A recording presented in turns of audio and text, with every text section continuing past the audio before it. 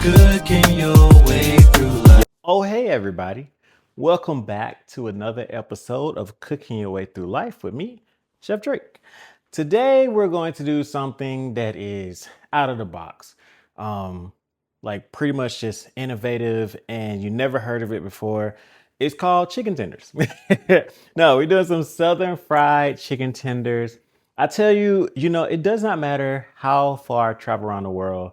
Certain things, when people find out I'm from the South, I'm from Atlanta, or I'm from Georgia, from Monroe, Georgia, born in Atlanta. But when they find out that I'm from the South, they ask for certain things. And I cannot tell you how many times someone has just asked for Southern fried anything, like Southern fried and then fill in the blank.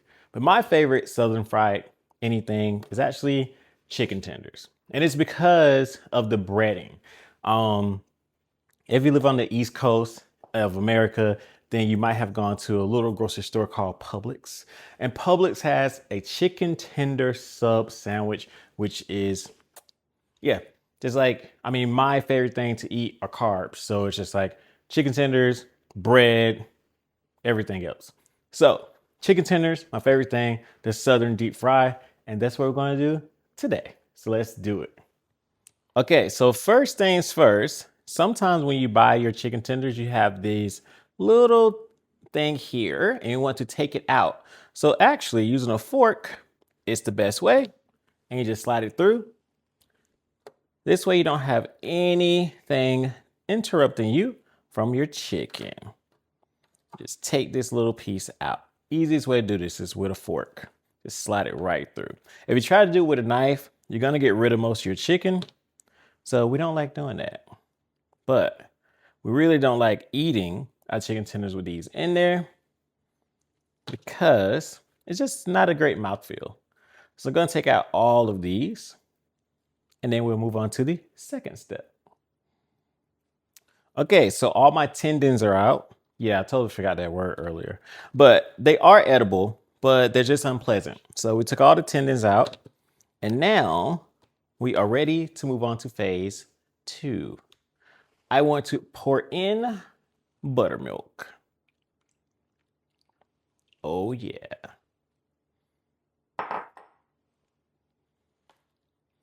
This is buttermilk battered chicken. It's a very southern thing, but I think other people do it as well. But the buttermilk gives it a tang as well as a nice little tenderizing.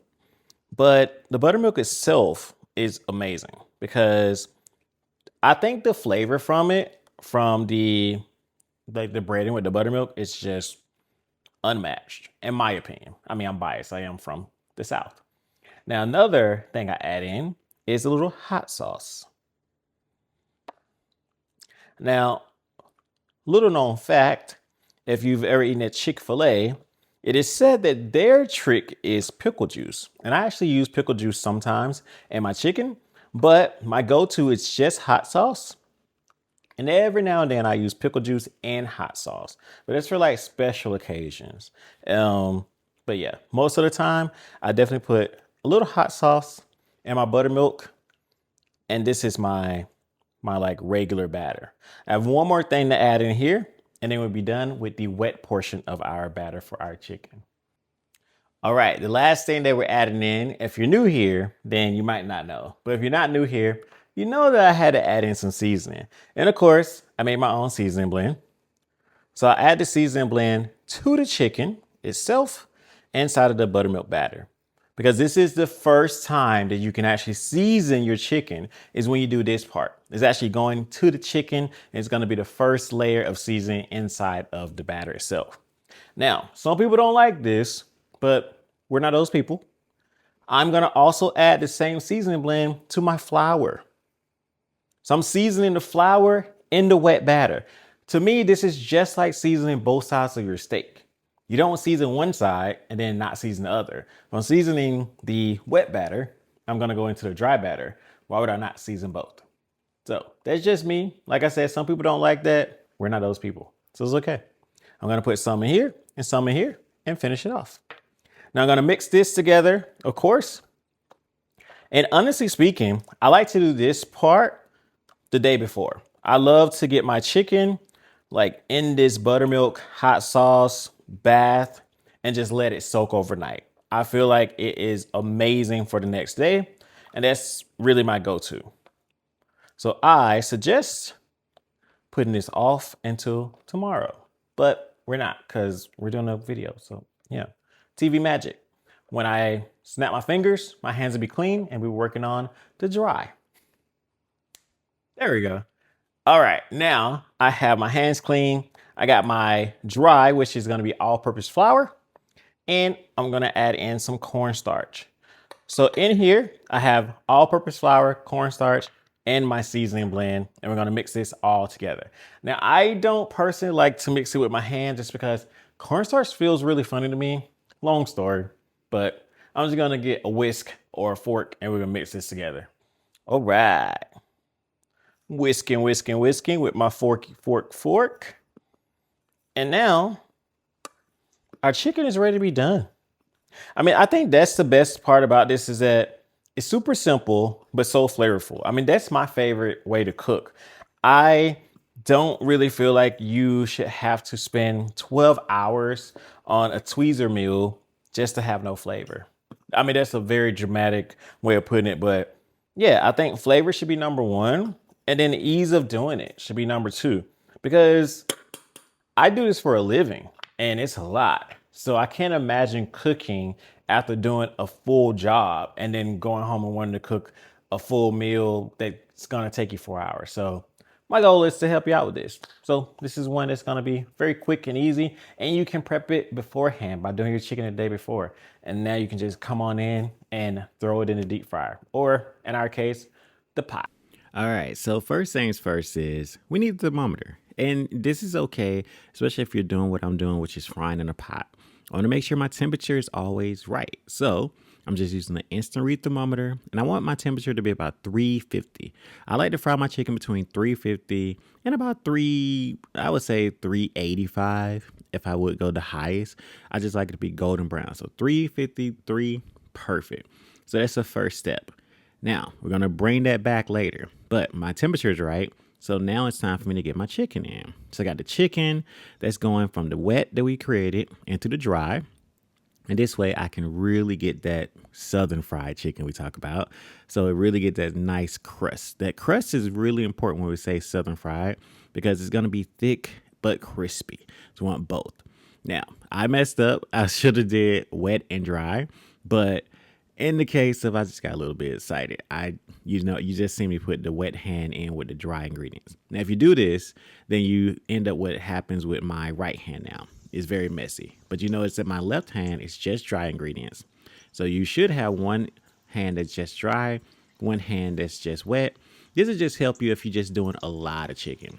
I have about 2 rounds of chicken to fry. So it's not too much. It's not going to be too much damage. But in between the frying, I'm definitely going to wash my hands because I need to use the tongs. I need to check out other things. So that is everything that's going in now. So I can go ahead and get the second round of chicken ready to go. Just go ahead and put it in with the dry. While this is over here frying, I get this ready to go. So just much easier for the next batch. Okay, now hands washed. I want to check the chicken first, make sure they're not sticking together. This is very important, just like cooking pasta a little bit. Make sure they don't stick together, especially when you're using a pot or a pan, in this case, instead of a deep fryer. And you might be wondering, like, if you don't fry chicken, because I hear a lot of people that don't fry chicken, it's just like, well, how do I know when the chicken's done? You notice that it's floating on top right now? It's almost golden brown. When food like chicken tenders fry, they release water as steam. And as that moisture leaves, the chicken becomes lighter and creates tiny air pockets in the crust. Once it becomes less dense than the oil, it floats. That usually means that it's done. Now, I also have a thermometer. So if you don't trust it and you're not used to doing it, do the double check. I still want to make sure that my chicken cooks to 165 degrees Fahrenheit. So even though I know this is done, if you're at home, I use that same thermometer. Little tip here, take those crispy crusts out because they're going to keep cooking for my second round. And I don't want that to happen. So I'm going to make sure that all gets taken out so I don't have any of that extra inside of my pot. Last step here is I do want to make sure that my temperature is right back up at 365 before I go in with the next round of chicken. If I don't do this, then my next batch will not look like the first batch. And that's a mistake that a lot of people make. So use a thermometer 2 times. Now, I mean, today we just did chicken tenders, but the great thing about this is that you can take these chicken tenders and do whatever you like.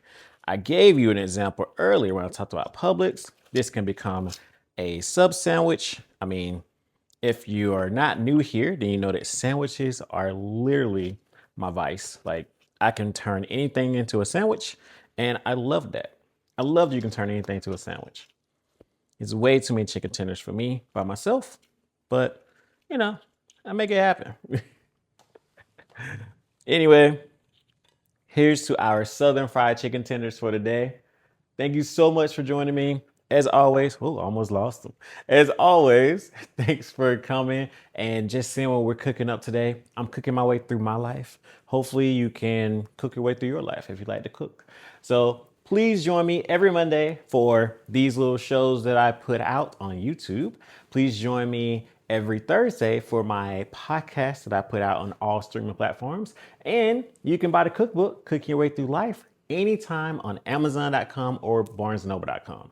Don't get me wrong, I say these little shows, but I'm talking about a time frame. Nothing about like a little show. Like, we're doing big things. Thank you so much. It's all thanks to you. Please like, subscribe, comment, and share. And have a good day. See you next time. Cooking your way through life.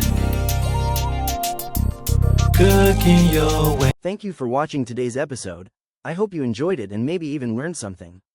You know what to do next. Please hit those like, share, and subscribe buttons below and have a great day.